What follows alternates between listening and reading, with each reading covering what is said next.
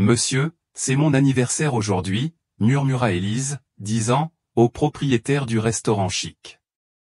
Mon père n'a pas d'argent pour un gâteau, mais je me suis dit que je pourrais souffler une bougie, même si je ne la mange pas. Le restaurateur la regarda, perplexe, tandis qu'elle serrait 5 € froissés sur une table voisine.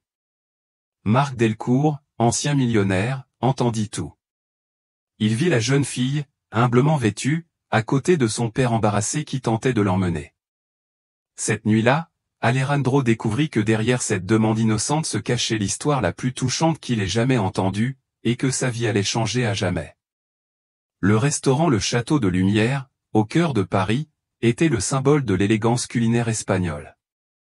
Au milieu des lustres en cristal et des tables de champagne, l'élite madrilène se livrait à des dîners à 1000 € tout en discutant affaires et pouvoir.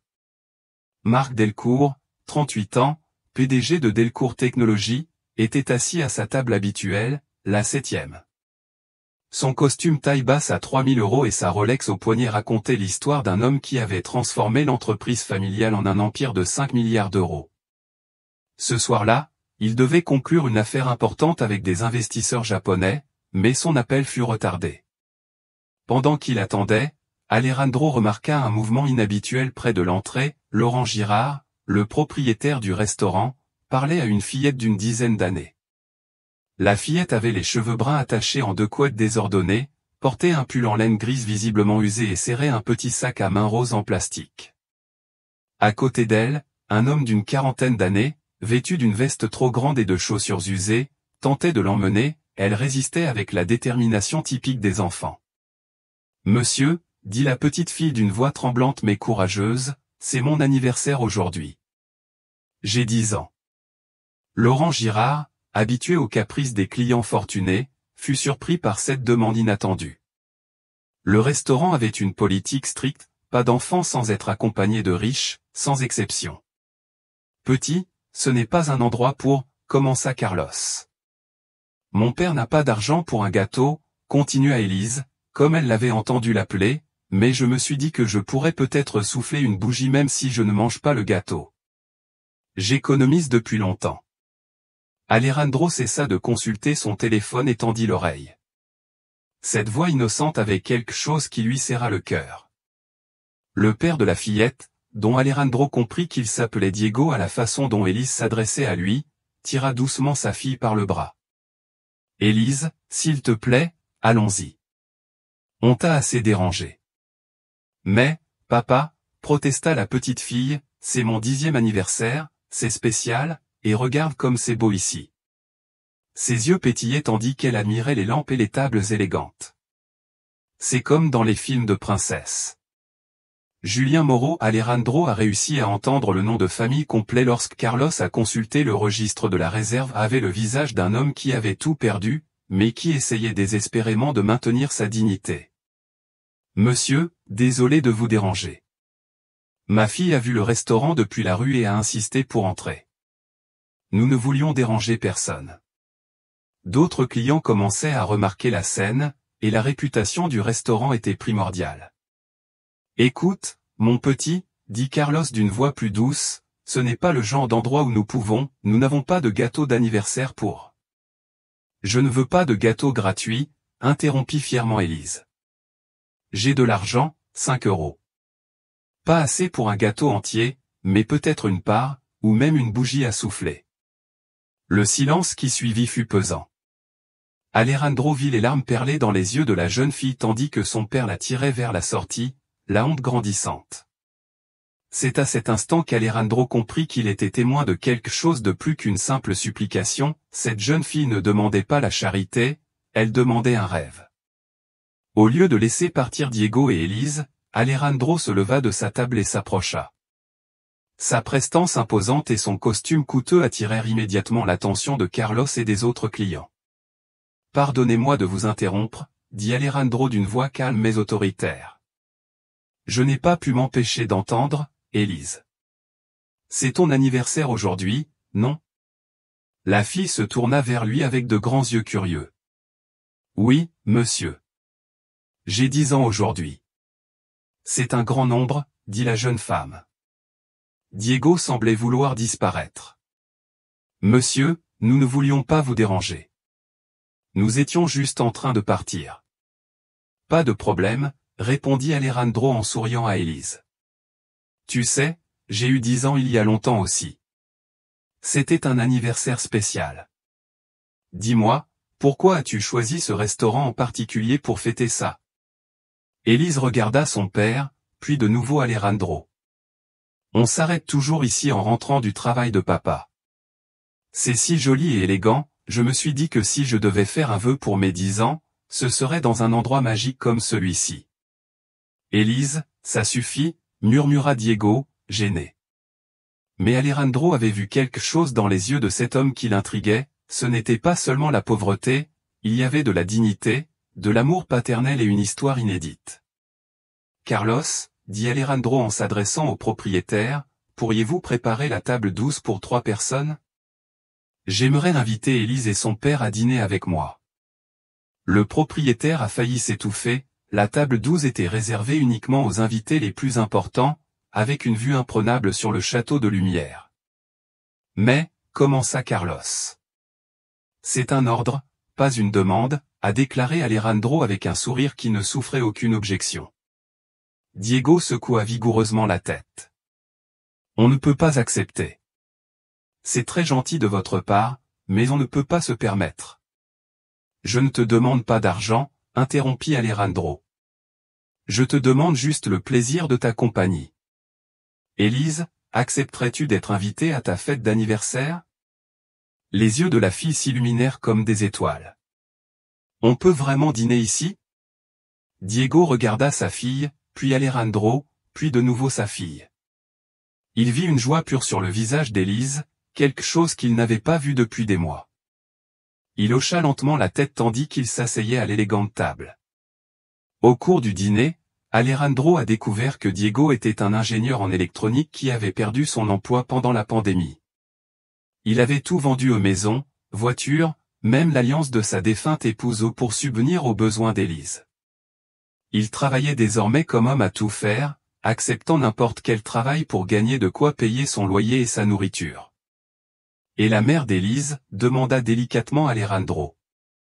Diego regarda sa fille qui admirait le menu avec émerveillement. Elle est morte il y a 3 ans. Elle avait un cancer. Élise était tout ce que nous avions, et maintenant elle est tout ce que j'ai. Papa fait toujours de son mieux, dit Élise en lui prenant la main.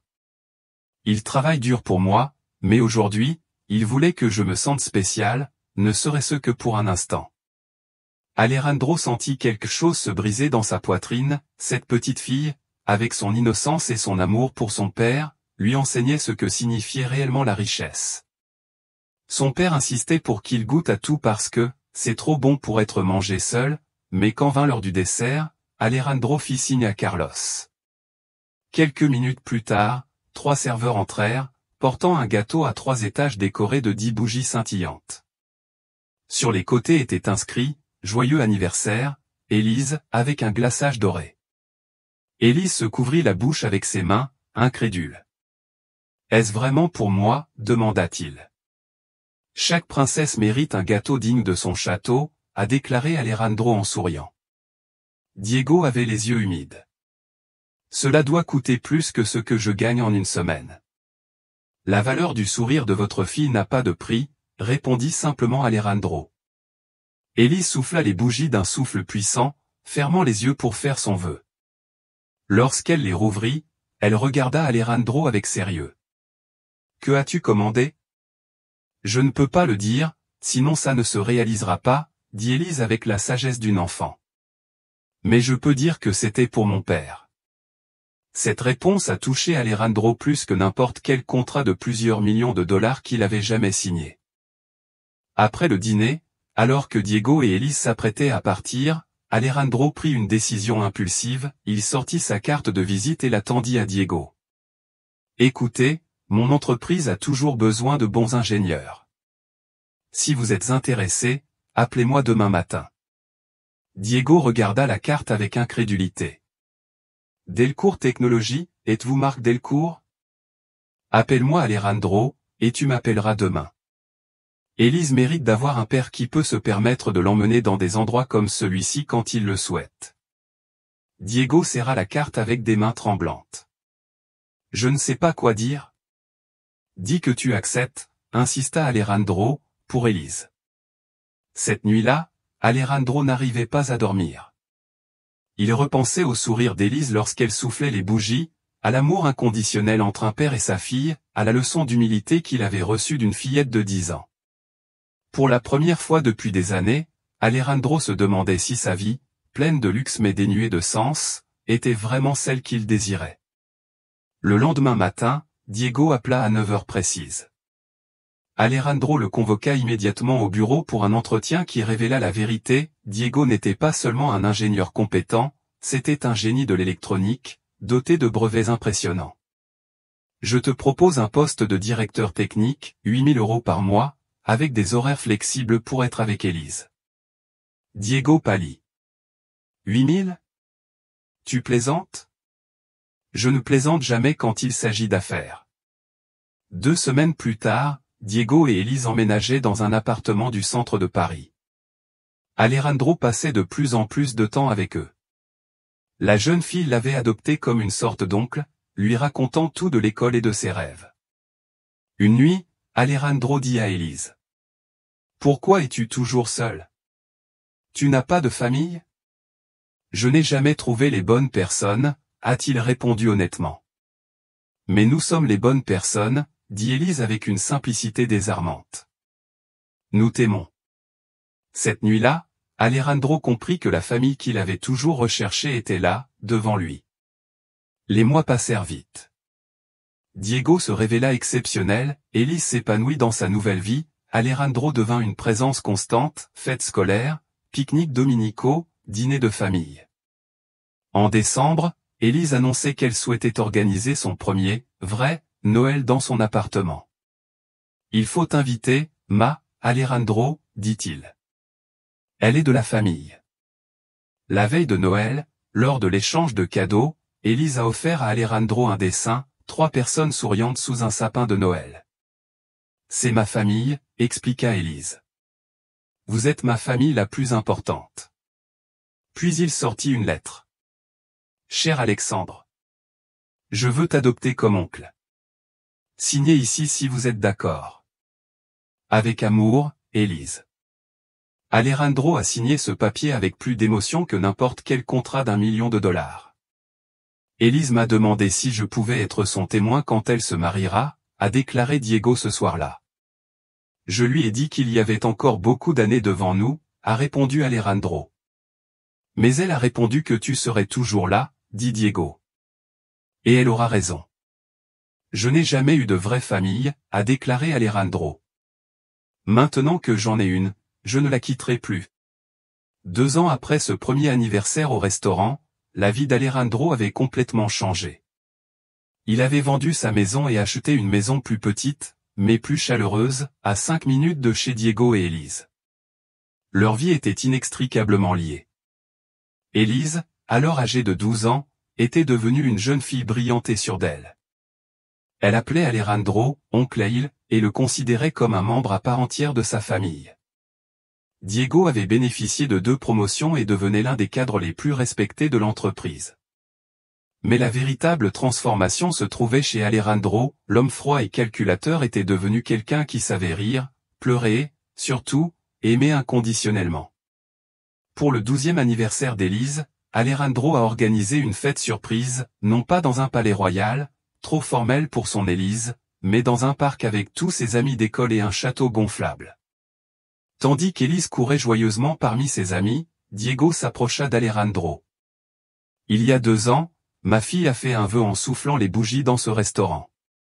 Voulez-vous savoir ce qu'elle a souhaité ?» Alejandro hocha la tête, curieux.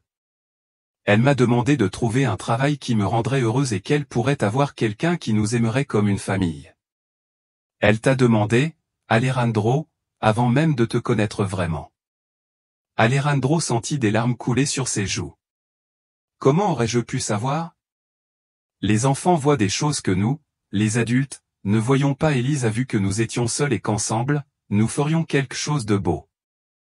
Cette nuit-là, Alors qu'il regardait Élise dormir paisiblement dans son lit, entouré de cadeaux et avec un sourire serein, Alejandro et Diego étaient assis dans le salon. « Avez-vous déjà pensé, dit Alejandro, qu'une simple demande d'une fille peut tout changer ?»« Tous les jours, répondit Diego.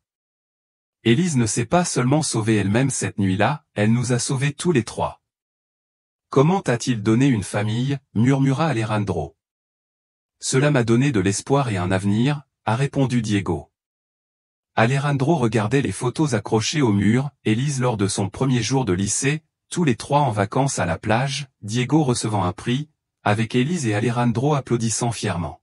« Sais-tu quelle est la plus belle chose ?» demanda Alejandro. « Dis-moi, » répondit Diego. « Que ce n'est que le début.